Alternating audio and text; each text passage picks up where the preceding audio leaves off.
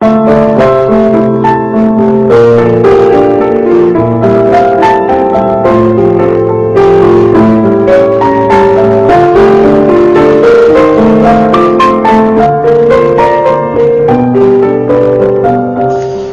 esta última clase vamos a afrontar un tema especialmente importante y emblemático que capituliza un poco o recapitula todo lo anterior.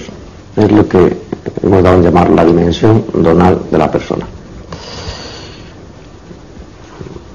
Para ello es necesario comenzar a plantearse, por plantearse un tema, y es que lo que se podría decir la capacidad de posesión de las personas. Sobre la posesión habría mucho que decir. Naturalmente la posesión de cosas materiales pues es un hecho natural, es parte de la condición humana. Un niño pequeño a los 3 años ya tiene conciencia de lo que es suyo, y si alguien le quita lo suyo protesta porque sufre la injusticia. Naturalmente con el tiempo, con la evolución, con el desarrollo de la persona, pues podemos incurrir en formas de posesión que nos hacen un flaco servicio. Eso es, por ejemplo, lo que ocurre con el consumismo. Pero entre un extremo y otro, entre lo natural y diríamos lo tergiversado en nuestra propia naturaleza respecto de la posesión, hay que salir en defensa de lo natural y dejarlo explicado de la forma más clara. Lo propio del ser, de cada ser humano, es tener. Por lo tanto, no se puede hacer una crítica apasionada de las formas anómalas del tener. Se puede hacer, pero no, con eso no se puede descalificar. Es la dimensión natural del tener que sigue al ser. Lo propio del ser humano es tenerse a sí mismo. Y ese tener es connatural al ser. Si la persona no se tuviera a sí misma, no sería persona. Y ese es un criterio que define, por ejemplo, lo que es la madurez y que tiene que ver mucho con la libertad. ¿Cómo va a ser libre una persona que no puede disponer de sí? ¿Y cómo va a disponer de sí si no se tiene? ¿Y cómo se va a tener si no se conoce? Por tanto, lo propio del ser es tener. Y esto no es una especie, y no debería entenderse así, como una alabanza del capitalismo. Esto es otro tema.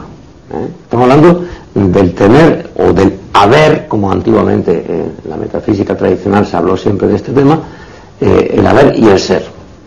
Y por tanto, la persona humana tiene una vocación natural hacia la autoposesión de sí mismo. Y me parece que eso es lo primero que hay que poner.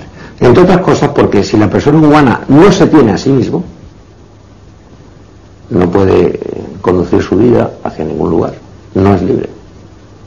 Una persona no es señora de sí misma si, por ejemplo, sus actos no están presididos por el conocimiento y por la voluntad. No son conocidos y queridos. Y eso es lo que le hace libre. Una persona que funciona solo a golpe distinto, pues es un homúnculo, es una persona deshumanizada y por tanto sigue siendo persona, efectivamente, pero no se comporta como una persona. Por tanto, esta cuestión del tener es relevante, importante, hay que atenerse a ello. En el fondo, toda la educación en la autoestima es la educación en el tenerse a sí mismo. Es decir, a los hijos hay que enseñarles a que se tienen que conocer para tenerse a sí mismos, para que se puedan dar a los demás. Y ahí es donde entronca la dimensión donal de la persona. La dimensión donal de la persona es afrontar el tema de la persona humana desde la perspectiva de la capacidad de dar que cada persona tiene. Dar es una función natural. Y es un hecho empíricamente cierto que las personas pueden dar y darse. Y eso se puede constatar en la experiencia personal de millares, de millones de personas, que las personas damos. Y por tanto estudiar esa dimensión que atraviesa la vida entera de las personas me parece que es lo que puede explicar y puede arrojar luces sobre todo el tema de la autoestima y de la educación en la autoestima. Bien, ha hablado usted de dar. ¿Qué es un regalo? Un regalo es el efecto de esa donación. Para que algo pueda ser un regalo, tienen que acontecer varias propiedades. La primera, que quien da no se sienta obligado a dar.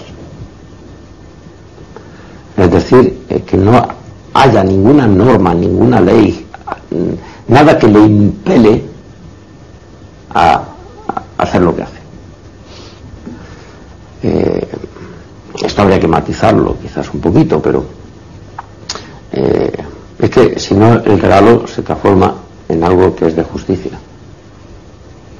Y cuando nos pagan algo que es de justicia, eso no es un regalo.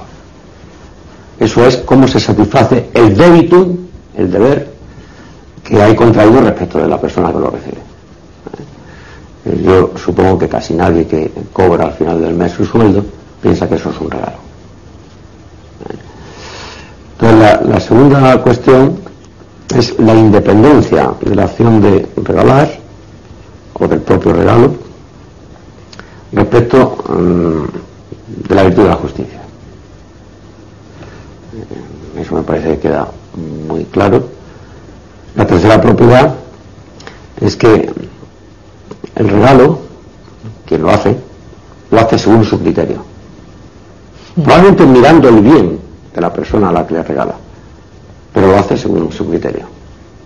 El regalo no es la satisfacción de la petición que hace el recipiendario.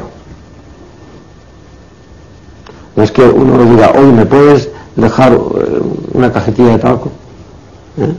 Y entonces uno regala la cajetilla de tabaco. El regalo también, pero ya es un regalo condicionado por una necesidad. El regalo espontáneo, y en cierto modo eso es lo festivo que tienen los regalos, que es el factor sorpresa. Y esto en el ambiente familiar y conyugal tendría que mejorarse las condiciones tanto de el que dona como el que acepta, para que efectivamente la vivencia del regalo sea mayor. Por ejemplo, quien regala pues tiene que sugerir temas, provocar inquietudes. Te traigo una cosita, ¿y qué es esa cosita? ¿A que no lo adivinas? ¿A que no lo sabes? Bueno, en cierta manera son las bromas, ¿no? Una caja enorme para luego al final pues tener un pequeño librito, ¿no? La sorpresa, porque en principio uno no merece que le regalen aquello. Si lo mereciera sería de justicia, y entonces ya no sería un regalo. Y luego también en el contexto familiar, ¿cómo se abre un regalo? Habría que dar lecciones, porque de eso va a aprender muchísimo la satisfacción de quien regala. Es decir, una madre que cuando llega el día de su santo, pues su hijo pequeño le ha regalado lo que sea, pues un perfume, y viene envuelto. Por eso casi todos los regalos se ponen siempre muy bien presentados y envueltos, para que el deseo quede excitado en quien lo recibe. Y lo abre muy lentamente y ella misma juega a decir, esto no será un coche, será un lavaplatos. Y entonces el hijo expectante dice, no acierta. Y claro, cuando al final descubre y quita los envoltorios y aparece, emerge el regalo, lo lógico es que esa madre empieza a disfrutar y diga, el mejor perfume que yo nunca he soñado. Y luego lo abre y huele maravilloso. ¿Y cómo puedo yo vivir toda mi vida sin este perfume? Y no sabes cómo te lo agradezco. Eso, como veremos enseguida, es el modo en que ha de recibir su regalo. Porque para el donante tiene un efecto maravilloso. Y por tanto el aceptante ahí se convierte casi o se equipara a la misma altura que el donante. Sin eso no. Una madre que abre y dice, un perfume, uy, pues este ya me lo he puesto muchas veces, ¿no? Y muchísimas gracias, pero queda absolutamente frustrado quien regala. Por tanto, el regalo significa que uno no merece aquello, que según la virtud de la justicia nadie está obligado a hacer aquello por uno, y que en principio se convierte en una fiesta porque ha suscitado unos deseos que ni siquiera preexistían al regalo. El propio regalo ha sido lo que ha fascinado y ha generado esos deseos que luego también satisfacen. Por lo tanto, todo el mundo gana. Bien, entonces por lógica, ¿el donante es más que el que recibe o quién es mayor de los dos? Sí, esto en principio es buena pregunta porque digamos que está en la sociedad, aunque de una manera implícita.